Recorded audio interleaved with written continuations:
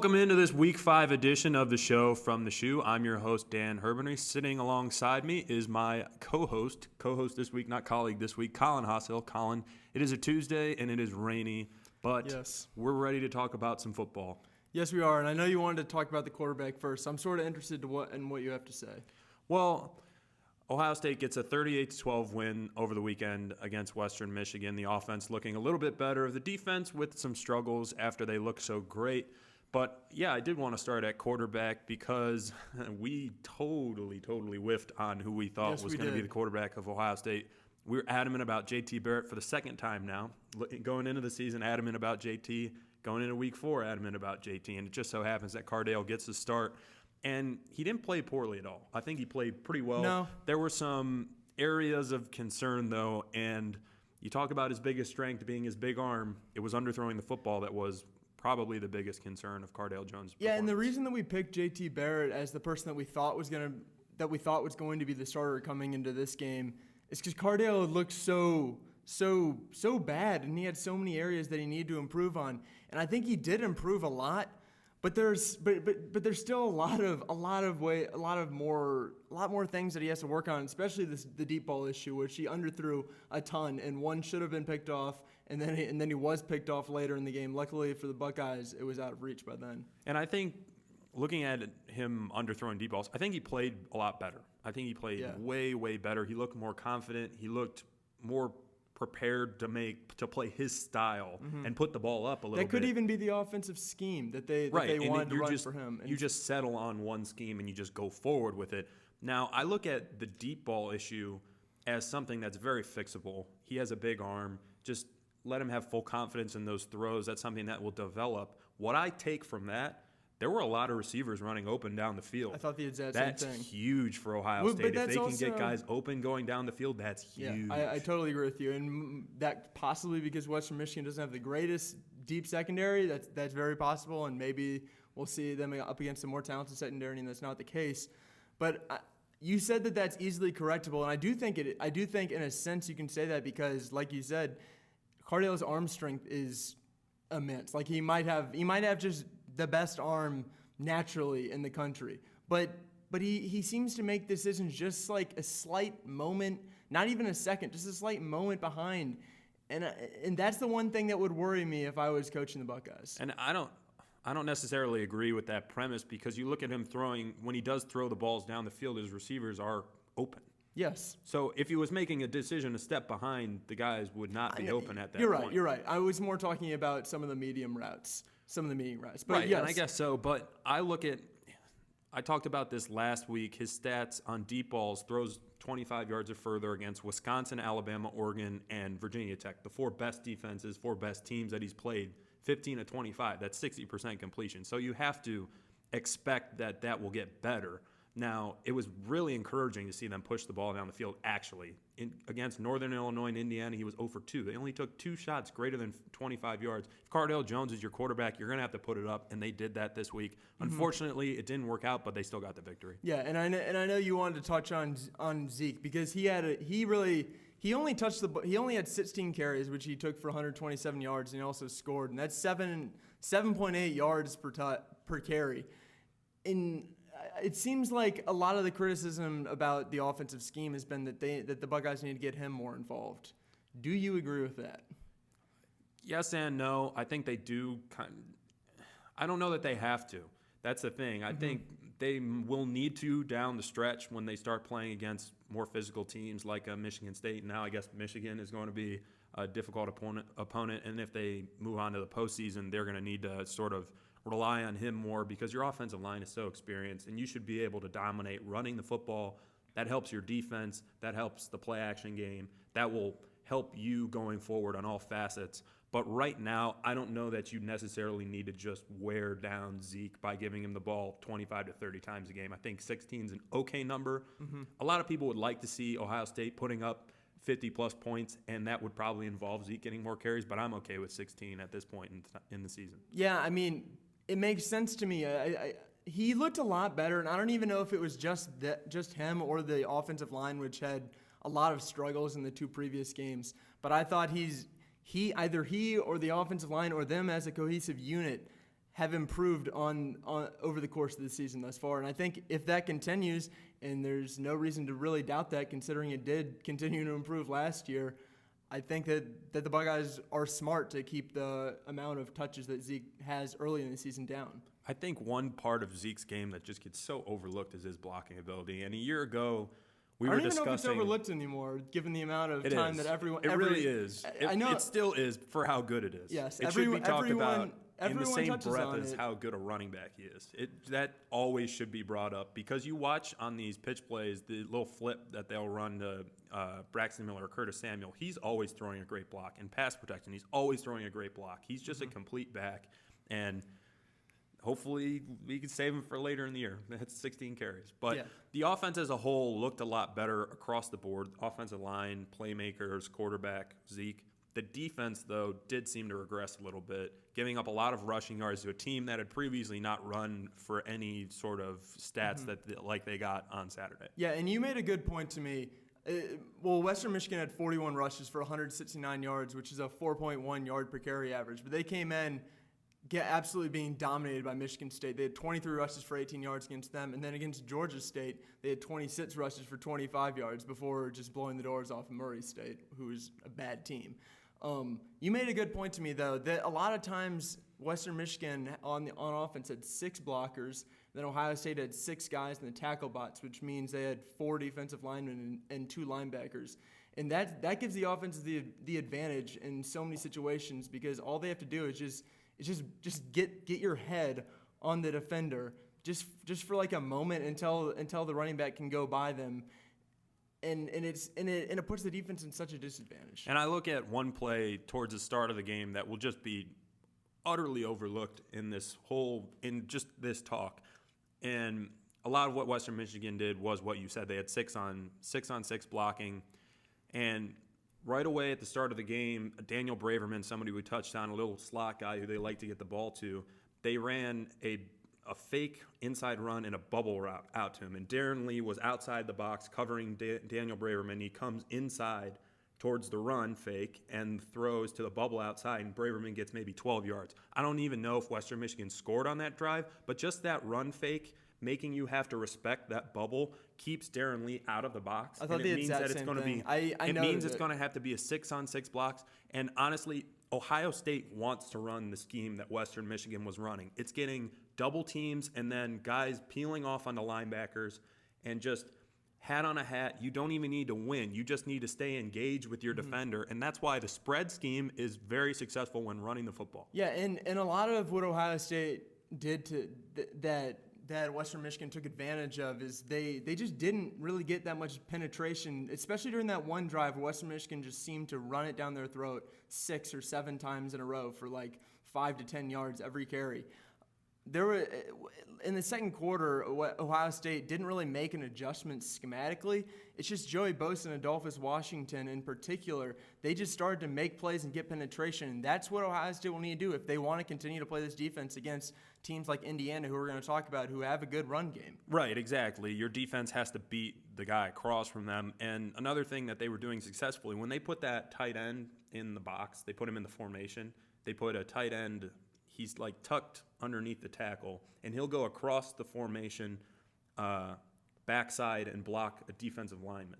That's something that Ohio State runs very well. I like to call it a wham play. We call it combo smack back in high school. It's a play that they ran extremely successfully, and it's something that Ohio State is going to have to look out for because teams are going to run it against them a lot. Yeah, and it'll be interesting to see how they adjust against, especially Indiana, because Indiana, like I said, they're going to run the ball a lot, and if Ohio State plays this exact same defense, it'll be interesting to see if Ohio State makes any adjustments at all, or if they're just going to keep on running out this defense and say, beat us deep, because we don't think that your outside receivers are going to be able to beat Eli Apple, Garen Conley, and the safeties. And then just to sort of tie the bow on this game, the special teams played extremely well. It's something that Urban Meyer has always sort of hung his hat on, is that he's a great special teams coach. They get a blocked field goal. Block punt gets called back, even though kind of a questionable call.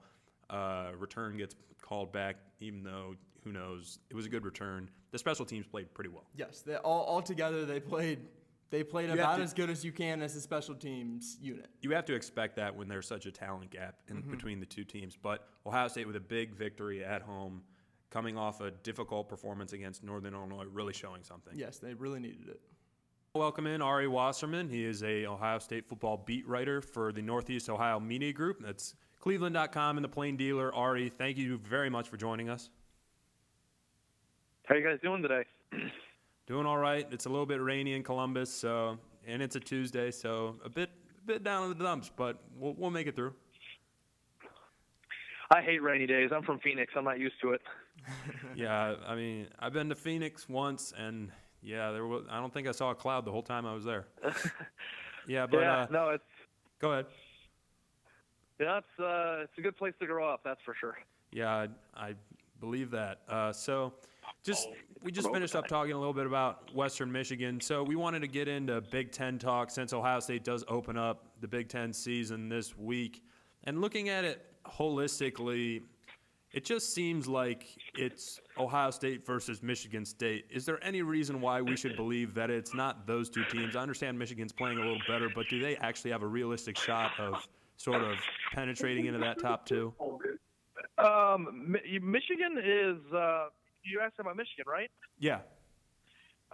Michigan's a very interesting team to me right now because the Wolverines had a very tough opener because they had a lot of things to overcome with new coach and personnel issues and stuff. But they look really good right now. I mean, BYU's a team that has played everybody close, including UCLA, which is a top 5 team right now, and they came in and just dominated that game on their home floor, home field. So there's a very overarching theme of confidence in Michigan right now, and that really wasn't the thing with Brady Hoke. So I think by the end of the year, when Ohio State has to play them, I mean, that's going to be a very tough game for Ohio State. I mean, they've got some talent out there, and the running backs are pretty solid, and then the line plays pretty good. And I don't know if Michigan's going to be a national title contender by any stretch of the imagination, but I certainly think that their prominence as a program in general is certainly pivotal for the entire scope of whether or not the Big Ten is going to be a national presence as a conference.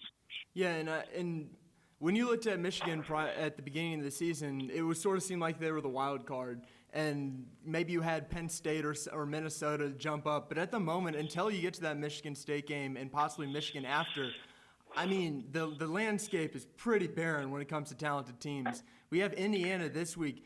I mean, when you're looking at Indiana, Maryland, Penn State, Rutgers, Minnesota, and Illinois, those are the teams that Ohio State will play before Michigan State. Is Indiana possibly the best team that Ohio State will play until Michigan State in the second to last week of the season? That sounds crazy even saying. No, it's crazy to say, but it might be true. Ohio State, I don't know if they're the best overall team, but they might be the trickiest game because it comes on the road. It's a Big Ten opener. Ohio State's not necessarily playing as best as they probably should be at this point. And Indiana's a tricky team offensively. So, it's not necessarily a great thing if you're Ohio State to say, hey, the best team, best thing we have on our resume going into late November is a win over Indiana, but that's certainly the case. I think it's a very interesting game. The spread's 21 points, and I think talent-wise, Ohio State is definitely just leaps and bounds ahead of the Hoosiers in terms of just the talent they put on the field. And to me, that's the number one thing when it comes to winning college football games. But you never know. These games are tricky, and Indiana's better than Northern Illinois, I think. And, Ohio State played a pretty close game with them. So going on the road in a Big Ten opener is certainly interesting, but I don't think Ohio State's going to have any issues winning that game. It's just the Big Ten right now, the bottom half at least, is very bad, and that's still true. Even though you see Ohio State, Michigan State, and Michigan are all starting to, surge and kind of put the Big Ten back on the map. I just don't think the bottom half of the conference is any good, and that's a problem for Ohio State in terms of quality wins. And looking across the way in the Big Ten West just looks like an absolute dumpster fire right now. You talk about Northwestern's having a good season. They have a good win against Stanford. Iowa's a team that's undefeated right now, and they look like they could possibly go undefeated the rest of the season just based off their schedule. Is there a team there? Is Northwestern, could anybody challenge the Big Ten East champion in the Big Ten championship game, or is the Big Ten West just one of the worst divisions in all the Power 5 conferences? Yeah, I think the only team that has a chance of probably coming out of it is Wisconsin, right? I don't know. If you have Ohio State, Michigan State are the two top teams in the country right now, how can you even imagine that any other teams from the other side of the conference have a shot at winning those games? I mean, Northwestern has had good starts in the past, and they've completely fallen apart. Wisconsin is kind of a boring team sometimes to watch. I just don't think, looking at what Ohio State and Michigan State bring to the table right now, that anybody on this side of the conference to be able to match up with them in the Big Ten championship game. That was the case last year, and Wisconsin actually had a pretty nice team, and Ohio State did what it did to the Badgers last year in Indianapolis. So right now, I just think in general, the Ohio State's side of the conference, and you have Michigan, Penn State, and Michigan State. It almost seems weird that all of them are in the same division. Mm-hmm. And just moving on to a little bit about the Indiana game. I know we just touched on earlier about Western Michigan and the Buckeyes having a little bit of a difficulty stopping the run there. Indiana comes in. Jordan Howard's the leading rusher in the entire country. He has 675 yards over 4 games. How do you think that Ohio State will adjust to stop him, considering they gave up a lot of rushing yards to a team in Western Michigan that really struggled to run the ball in their previous 3 games? Indiana had Tevin Coleman last year, and he's a starting running back in the NFL right now. I mean, Ohio State's going to play talented players. And sometimes I just don't get so wrapped up in these stats that these guys put up against bad teams. And Indiana's going to score a ton of points against teams I don't even know who they played.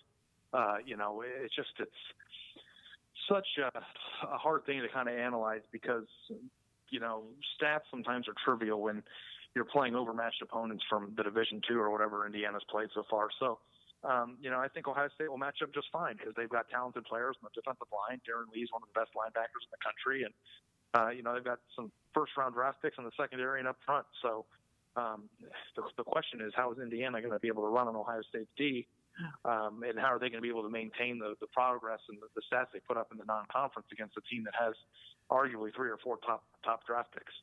Well, I agree that obviously Indiana stats are a bit inflated. It seemed like during the Western Michigan game, Western Michigan sort of had a schematic advantage of sorts in that they were blocking 6-on-6, bringing their tight end in and then running that wham play where he would come across the formation. That seemed like Ohio State had a lot of difficulty in getting off blocks and making plays against linemen who are probably less talented than who they'll face against Indiana this week.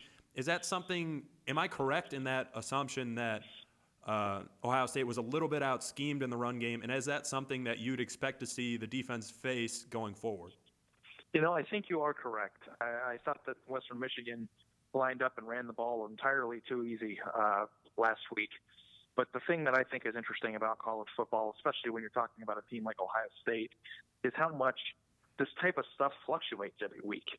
2 weeks ago, everybody was talking about Ohio State are the best defense in the country and that Ohio State's defense is better than their offense. And now we're worried about whether or not Ohio State's defense can stop Indiana's rushing attack. It's like, which one is it? Are they the best in the country or are they bad? And it's just sometimes other teams are going to make plays and do things schematically to gain an advantage. But Ohio State spent all week in the film room to repair it. Then something else will pop up. Maybe they'll give up 400 yards of passing and they'll be like, oh no, the world's ending because they gave up a lot of. And I just think that from week to week, it's just so hard to gauge just how good a team is based on that a loophole or something that the opposing team can take advantage of. I mean, that's what the game of football is all about, right? Studying film and trying to take advantage of things that you find. So from a talent standpoint, I think that that's not going to change. That's the one constant thing. I'm not saying Ohio State won't have holes or teams won't be able to take advantage of some of the weaknesses that they put on film, but at the end of the day, when you're talking about just matching up talent-wise, things are going to happen, but Ohio State's certainly going to always have the advantage. And just looking across on the other side of the ball, Cardale Jones had some difficulties throwing the football deep down the field. I'd expect to see Ohio State take some shots. Obviously, against Hawaii and Northern Illinois, they didn't, and then that was an adjustment that was made that they were going to push the ball down the field a little bit. Would you say that it was more encouraging to see wide receivers getting open, or it was more disappointing to see Cardale Jones underthrow some of those balls when arm strength is supposedly his biggest attribute? I think it was better for Ohio State to see that some of the receivers were able to get open because right now that was a question mark. I don't think Cardale Jones is going to have a chronic underthrowing problem. Maybe he had a bad game or he didn't put enough air under the ball a few times. It doesn't mean that he's incapable of throwing the pass. I think that's very correctable. the fact that Ohio State's wide receivers outside of Mike Thomas were able to create separation and get to the open, I think is the best thing that Ohio State had going for them last week. So I wouldn't overthink the Cardale Jones underthrowing pattern that you saw against Western Michigan, and I would focus more on the fact that Ohio State's question, which is how deep are they and how good are they actually at wide receiver, those guys creating separation was a good thing. Yeah, and just one more thing about the Indiana game. Is there any one thing or one player that you think that you want to see on Ohio State have a big week and explode onto the scene for in the Big Ten? How about Braxton Miller? Mm-hmm. What happened to that thinking. guy, huh? Week one, they had him out wide, and he, made the plays that he made, and he was Braxton Miller, and he had a spin move, and everything was great in the world. And then all of a sudden, all they do is run him up the Wildcat, and he has 5 yards from scrimmage. It's like, what happened to that guy? If he's going to be a major weapon on this team, they need to get him in space, and they need to throw him the ball and give him a chance to succeed. And so far, the last few weeks, he hasn't really done anything. And I don't know if that's going to be a season-long trend with Braxton Miller, where one game he has 200 yards from scrimmage, and then he goes 3 without any. But I think getting him on track as the Big Ten season start would be a pretty good answer to that question. I think that when you get playmakers like that who are playing sort of out of position in such a loaded offense, it can be sort of like grinding your teeth trying to get them involved, and it ends up where the offense sort of gets out of rhythm trying to get them the ball. What's the best way, in your estimation, to get him the ball within the flow of the offense to sort of keep things going instead of forcing the ball to him? I think that Ohio State should put him out wide and let him run routes. And I don't know how good he is at it yet, but he was definitely good enough to get open against Virginia Tech. I think putting him at Wildcat and basically broadcasting to the defense that he's running off tackle is not really going to be a great thing when they start playing teams like Michigan State. So what I think they need to do is start continuing his maturation as an H-back and as a wide receiver, and to maybe throw him some screens or throw him some slants or give him a chance to catch the ball on the run and really make something happen, because the Wildcat look isn't only taking Ohio State out of the flow of its offense, but it's just really not working that well in terms of yard gainage. Right, and we normally like to end the show with a prediction, so do you care to venture a guess at a prediction in this game? Yeah, I think Ohio State's going to win by about 21, which is the spread. I would say something like 38-17 or 38-14. I know that Indiana is a 4-0 team, but I'm not sure that they're a real challenge to Ohio State, and I'm not sure Ohio State's ready offensively to score 50 on the road in the Big Ten opener. So I'd like to keep it in that range, 38-14, I'll say. Okay, thank you for that. Colin, prediction? I'm going in the exact same direction. I've been burned too many times these past few weeks picking Ohio State to just lay on 60 points against some team. And I think Indiana's obviously a better team than Western Michigan or Northern Illinois, despite the fact they may not be a top 25 caliber team. I'm going to have to roll with Ohio State 38-10. I think Ohio State puts up more points than that. You talk about an Indiana defense that's given up 500 yards per game, and they haven't played anybody yet. I think Ohio State puts up a decent amount of points. Let's go 45-17. I mean, I guess that's only a touchdown more, but 45-17, Ohio State covers. So that will do it for us. Thank you very much, Ari, for joining us. Hey, no problem, guys. You have a good day and a good weekend, all right? Yeah, you as well. So that will do it for Colin and I for this week of the show from the Shoe. The game is at 3:30 on ESPN, ESPN2, something like that. I don't know. Go to your guide and find it that way. But for Colin Hassel, I'm Dan Herbener. Have a good week.